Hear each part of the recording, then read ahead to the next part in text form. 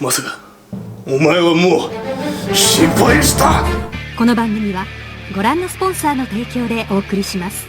Have you ever failed at learning a language?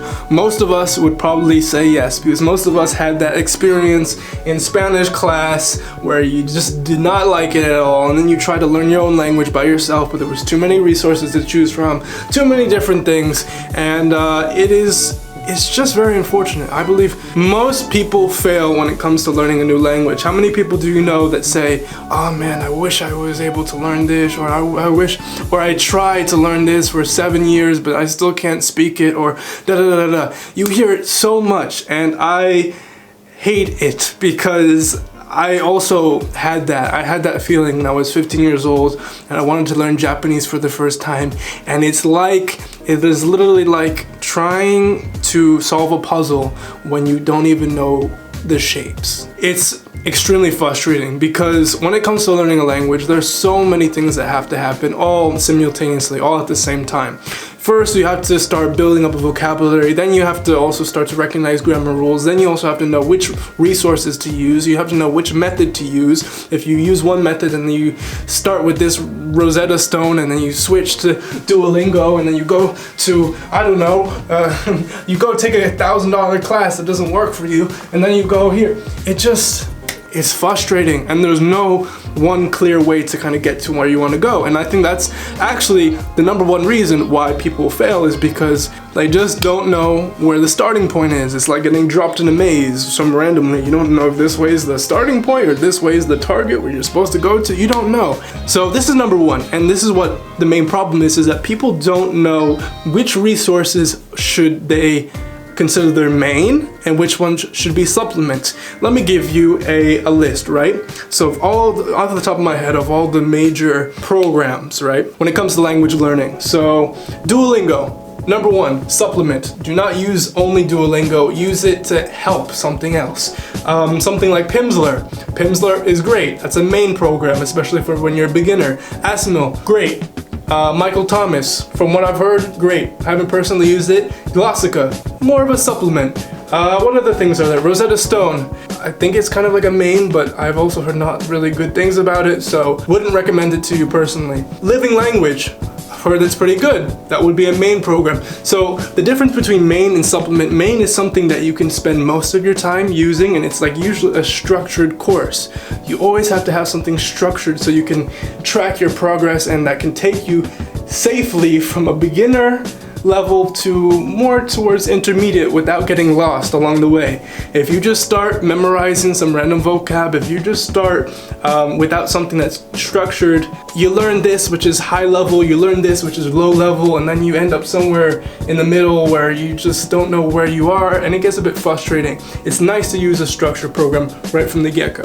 And at the end of the video, I'll give you a recommendation list of my favorite programs to use. So moving on to number two, the second reason why people just end up failing at learning a language is that they inevitably lose motivation and they lose interest. So everyone knows this feeling when you're starting to get into something for the first time and you're like, oh my god, I'm gonna learn Japanese, or oh my god, I'm gonna learn Arabic, and then you get into it, and for the first week you're so excited, for the second week you're so excited, for the third week you're pretty excited, for the fourth week you're and then all of a sudden you're 2-3 months in and you're like, the novelty has worn off, but you're still not good enough to speak to a native speaker. You're in almost like a sort of purgatory, if I said that right, and it's not fun. I don't understand, I've been there. But one of the things you need to understand is that you have to cultivate discipline, not motivation. Motivation is fleeting, motivation is going to come and it's going to go. But if you are disciplined, for example, you tell yourself, and this is something I tell myself too, study every single day. Doesn't matter, usually for me, I like to study 30 minutes to an hour every day. But even if it's only 5 minutes, just build up the habit of opening up your textbook, opening up your program, watching that TV show in a foreign language. Just get that habit down every single day, or at least every single work day. Let's say Monday to Friday, 5 days a week. This is going to help so much. And one of the tips I've heard a lot when it comes to learning new skills is that if you tell yourself, okay, I'm gonna just do something for 5 minutes. I don't want to learn a language, but I'll just go on my program for 5 minutes. starting is the hardest thing, so sometimes you need to trick yourself into starting. Once you're started, once you're actually in the program, you're like, this wasn't too bad. I don't know, I was just being lazy before. And you actually go for longer than 5 minutes, which is crazy, but I've tricked my brain so many times and I will keep on tricking my brain. And if you really just need motivation, you're just really like, I'm done with this language, I don't know. Then I would just recommend trying to rekindle your spark for the language. Watch some cool dope ass TV shows that you're like, whoa, this is, I want to be like that main character that can get you motivated again. And but I mean, you really should cultivate discipline. Motivation, like I said, is fleeting. You can't rely on it. You really have to be disciplined in that sense. Number 3 is being dissuaded from others. What does that mean? When I wanted to learn my first language, I was 15 years old, I wanted to learn Japanese. I went to school and I was like, hey, I'm gonna learn Japanese. And I told my friends, and some friends were like, yeah, cool. Other friends were like, why are you gonna learn that Ching Chong language? They're being stupid, calling it stupid names, calling me stupid names, being like, well, you're never gonna do that. Even people just being like, why would you learn that? And why not Spanish?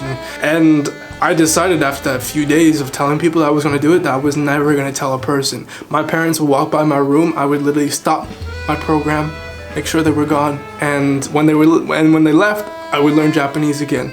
And this is something that you need to understand. When you tell people, I'm going to learn this goes for anything.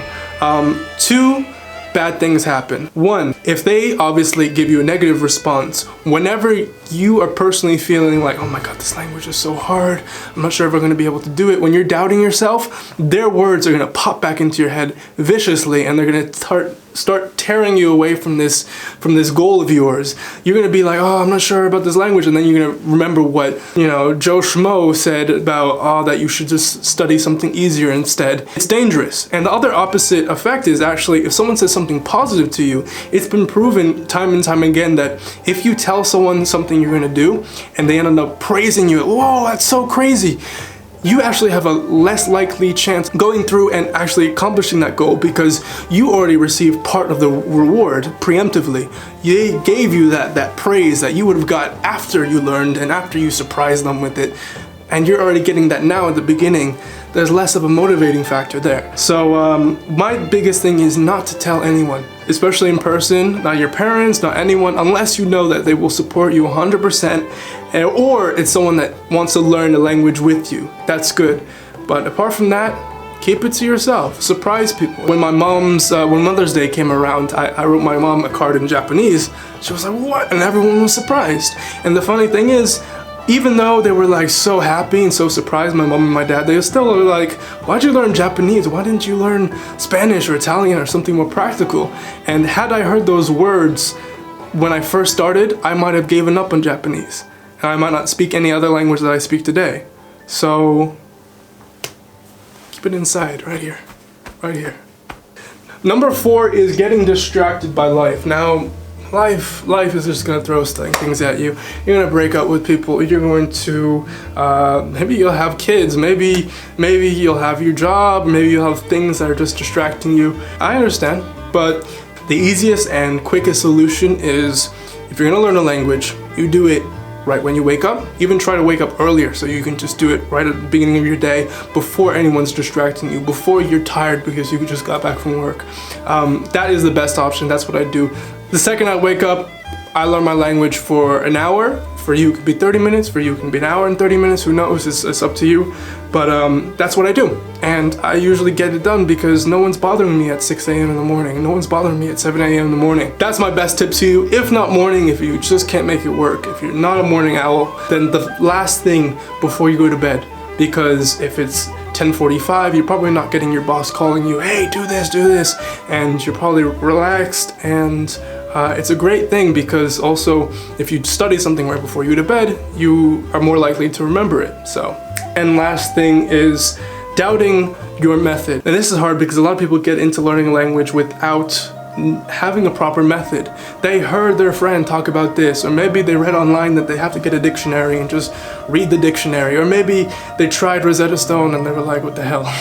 Or maybe they tried Duolingo and they're also like, how come I don't speak Spanish yet? I've been using Duolingo like for 4 months, but meanwhile they've used it like once every week. Like, they don't know where to start, and that's the biggest thing. My biggest My biggest recommendation are two programs, Pimsleur and Asimil. Pimsleur is the best beginner program. I've used it with every language that I've learned. I leave a link down below. For the time being, there is a free trial thing that they're doing, so I would highly recommend you try it out now.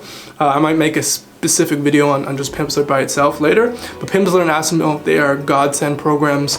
In terms of a method, really, it's just use a beginner program, watch TV, use an intermediate program, watch TV, and eventually speak to people. That's the most summarized I can make it, but I actually have a book exactly on this topic that I spent like 4 months writing, and it's about my 7 years of language learning, all of my wisdom, all of my experiences put into a book that essentially you can read in a day. And I wrote it for that 15-year-old me that was learning Japanese, that had nowhere to start from and had no clue how to learn a language. So the book is designed to get you conversationally fluent in nearly any language in around 6 to 12 months. And I'd highly recommend it because not only will it help you and save you money because you're not going to be buying the wrong resources, but there's also a lot of information about my personal story and why I learned the languages I learned and who influenced them and all that kind of stuff. So definitely go check it out. The link will pop up here and also in the description below. But that's it, guys. The reasons why people fail a lot, and it's really scary. A lot of people fail. A lot of people fail when it comes to learning a language, and I think that is really due to not starting right, not knowing what resources to use, and also everything else we talked about in this video. I have a coat hanger, I don't know why. But see you guys later.